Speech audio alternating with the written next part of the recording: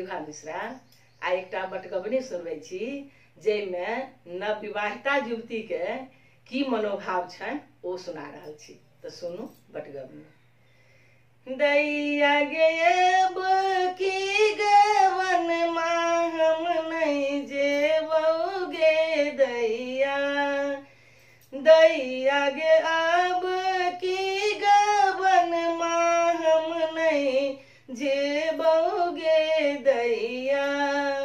पहिल लियाउन हमरा ससुर जियलनि रामा, पहिला लियाउन हमरा ससुर जियलनि रामा।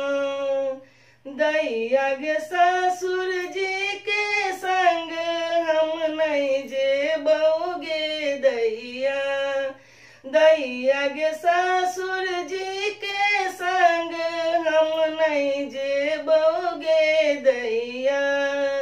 दोसर लियाउन हमरा देवर जियलनि रामा, दोसर लियाउन हमरा देवर जियलनि रामा। दैया गे देवर के संग हम नहीं जेबोगे दैया, दैया गे देवर के संग हम नहीं जेबोगे दैया। तेसर लियाउन हमरा नंदोई जियलनि रामा, तेसर लियाउन हमरा नंदोई जियलनि रामा। दैया गे नंदोई के संग हम नहीं जेबोगे दैया, दैया गे नंदोई के संग हम नहीं जेबोगे दैया।